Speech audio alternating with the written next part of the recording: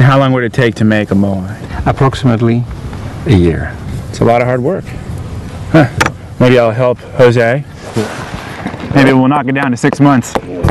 From Jose, I learned some of the basic carving techniques used to create the moai. But there's nothing here which could produce an ecological disaster. Could it be the transport of the statues which was to blame? We head back to the quarry.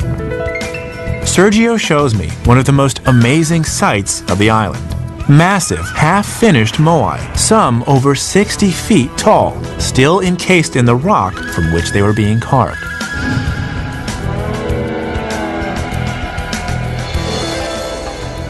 Okay, here we have one of the 300 moai still attached to the quarry, and yet they're getting loose out of these corners. So they're cutting down, and eventually it will be slide down to the foot of the hill. So this whole rock was carved out over the years, and then this artist started like this, yeah, and just carved out the face. Looks like he started on the face and never finished the body. That's right. That's right. Wow, that's amazing. I mean, that's just a lot of work. What seems even more difficult and challenging is they actually have to now slide it all the way down to the flatlands. The back of the moai will shape like a canoe. So it can slide smoothly on the debris of the carving that they have accumulated at the end of the moai to create a ramp. And with gravity, a little pushing, that will get the moai down to the ground. To be able to carve these massive moai and get them to the bottom of the quarry was remarkable enough. Moving them across the island strikes me as an even more amazing feat. Once they had been slid down the ramp of debris, they had to be transported up to 8 miles. How did they do that? I wonder if the moai I see lying on the ground, apparently abandoned in transit, hold clues to how they were transported. This is huge. How much would this weigh? This is about 50 tons. 50 tons? 50 tons, yeah. As we keep walking, we come across moai after moai, all lying face down in a straight line. This is a really big one. Yeah. Much larger than the last two. Sergio, I've noticed that all of the moai we've seen seem to be on the same line leading to the quarry. That's right, because this is one of the main roads of the moai. We know of 4 of them at least. These roads were carefully constructed and leveled to make transport of the statues easier. So it's indicated it fell off during transportation. But I still want to know how the people of Rapa Nui could move 50-ton stones. They were moved. And then we have more up here. Sergio has organized a demonstration for me with a replica of one of the smallest moai. So the moai move horizontally. He says that at first, archaeologists assumed the moai were moved lying on their back, using a system of logs as rollers. So it's very easy to move on a flat ground and with the wood attached. I can see how this could deplete the timber of such a small island. So yes, you can certainly move a moai like this. Yeah. But is this really how it worked? Every moai I've seen is lying face down. Now there's Sergio tells me that this fact made some archaeologists believe that they were not transported face up after all, but lying face down just as they were found. Right. But that too seems problematic. For me, because if this is where they're putting in all their effort, their artistic effort to make it beautiful, and then if you're sliding it on its face, it would destroy all that hard work. You're absolutely right. It doesn't make sense that you spend so much energy for that and then take the risk of putting the moai face down. But Sergio has his own theory about how the moai were transported. I believe that the moai was standing in a very good position to work. This seems unbelievable. How it does so. How could you transport a 50-foot tall piece of stone vertically? Now, normally, 60 tons, we couldn't do that by ourselves. Okay. We have found moai that weighed over 80 tons that has been moved from here all the way to the final destination in 8 or 9 kilometers. So what we have here then is a moai completed, the back and the front, but the base of the moai were never completed at the quarry. On the contrary, at the quarry, the base of the moai will be carved in such a way that allow for the Moai to tilt a little bit like this and be pulled forward, kind of walking. So you can have a tilt and pull type things. So you'd move it like a refrigerator. It's moving like a refrigerator, but the base of the Moai was accommodated for that purpose, for that functions. So they shape the bottom of the stone. They shape it to facilitate this motion. Exactly. If it's correct, Sergio's theory is astonishing.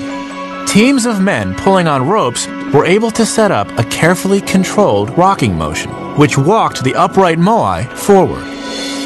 It seems totally counterintuitive, but the curved bases of the statues in transit is compelling evidence.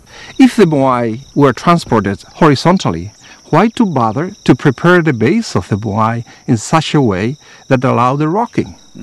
And that allow for the Moai to tilt a maximum perhaps 5 or 6 degrees, one side or the other. And to pull this, it required tremendous coordinations of the rope movement. So the ancient people will use chant. They will chant, and the rhythm of the chant will allow the people to properly pull at the right seconds. So they're chanting and singing as the Moai is Exactly, moving. they're chanting and singing, and the Moai will go like that. Many years ago, Rapa Nui elders told Sergio the Moai walked across the island. He didn't believe it then, but he does now. Perhaps the Moai really did walk.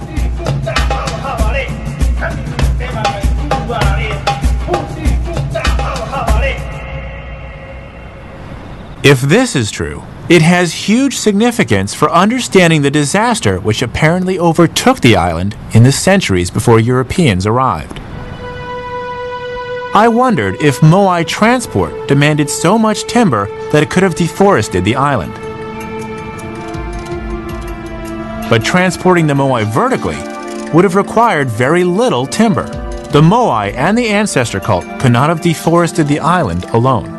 There must have been something else behind the crisis on Easter Island. Coming up, the tragic fate of Rapa Nui and the desperate attempts of its people to save themselves. So they were actually practicing cannibalism. Easter Island is the remotest inhabited island on Earth. I'm trying to discover the fate of the Polynesians who populated it.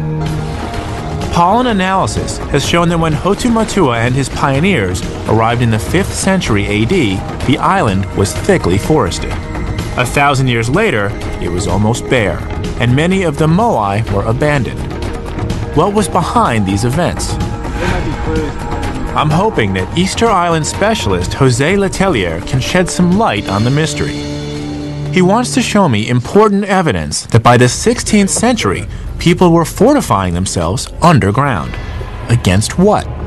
This is the entranceway to a very extensive cave system which runs throughout this area. These caves are in fact ancient lava tubes through which rivers of molten rock once flowed from volcanoes now long extinct. Well, here we are, and you can see we've got walls here on the front of the lava tube, which are obviously some sort of fortification. These remains show us that these caves were used in such a way that allowed people to defend themselves. If you look over here, we have the cooking oven. Fire pit. These things were typically located here near the exterior of the cave so that, of course, the smoke doesn't fill the inside of the cave. It's a lot of seating areas, as you can see here.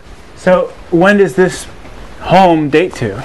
Well, believe it or not, you'd think that people would begin to occupy caves very early on, but in fact what we have happening here is that caves are used in a later part, probably around the 16th century. There might be clues underneath the ground. So a full 1,000 years after they settled the island, and 200 years before the arrival of Europeans, the people of Rapa Nui were starting to live in caves. I wonder if this had something to do with the deforestation of the island and the abandonment of the Moai. They all seem to have happened at the same time. Of course, this took place at a time when things were beginning to fall apart here on the island. We have a big battle over the resources. They're in a very remote place and they can't escape. They said they're actually fighting each other.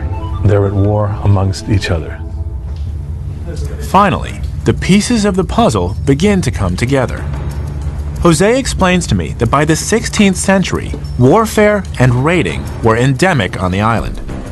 With no wood to build their great seagoing outriggers, the people of Rapa Nui were cut off from the rest of the world, and even fishing became difficult. As the population grew, food shortages set in. Were the people of Rapa Nui victims of their own success? Here on this remote island, they created one of the most remarkable megalithic cultures in the world. But as they thrived, they were unknowingly sowing the seeds of their own downfall. With overpopulation, agricultural land became scarce and depleted. Forests were cut down. The end result was a vicious cycle of ecological degradation and bitter conflict over land and food. Warfare began to tear apart Rapa Nui society. At the height of the conflict, when the people are moving into the caves, archaeologists estimate that 20,000 people were living on this island. That's the size of a small town, or an average American university. And given that their parents, their grandparents, and their great-grandparents all grew up here, these people must have been incredibly familiar with, if not related to, the others on this island. So when the killing began, it must have been terrifying. It must have felt like they weren't just living on this island, they were trapped here. Rapa Nui folk history, as told to early European settlers, was full of bloodshed and conflict.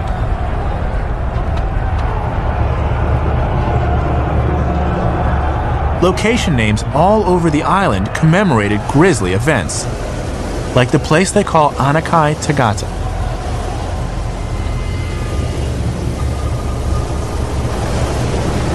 I want to find out just how far the violence went, so I arranged to meet Sergio Rapu once again. Sergio, I've heard that this is called the Cannibal Cave. The Rapa Nui name for this cave is Anakai Tagata. It has two meanings, really. One is that the cave where the people eat, and the other meaning is the cave where people are eaten. So was cannibalism actually practiced here? Given the desperate situation of 15th, 16th century, it's very likely that some kind of cannibalism did occur. There was a real scarcity of everything, especially food.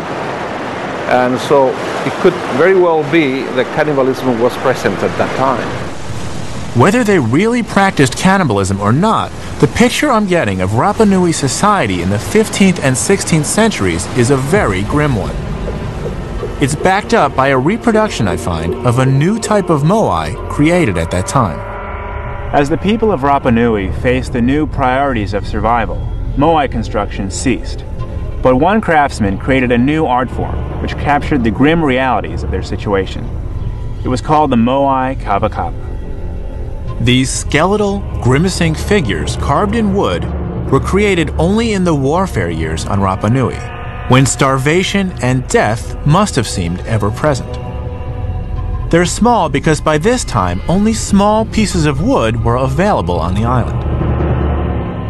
They are certainly a far cry from the stout, serene moai, which were the protective ancestors of old. Was there nothing the people of Rapa Nui could do to stop the island's slide towards chaos? Coming up, their final game plan for survival, the Birdman cult. You go down this cliff? Right? Did they use ropes? No. The story of Easter Island, which I've been piecing together, is an amazing saga of heroism and tragedy. The Polynesians who first discovered the island in the 5th century AD must have thought they discovered paradise. But their idyllic existence here did not last forever. Easter Island is very small, and its resources strictly limited. As the population grew, it began to deforest the island. In time, there was no wood left to build the great ocean-going canoes which were their contact with the outside world. Trapped on the island, the people of Rapa Nui began to fight over their ever-diminishing resources. Long before the arrival of Europeans, starvation and warfare ravaged the island. but I've heard of an attempt by the islanders to remedy their situation.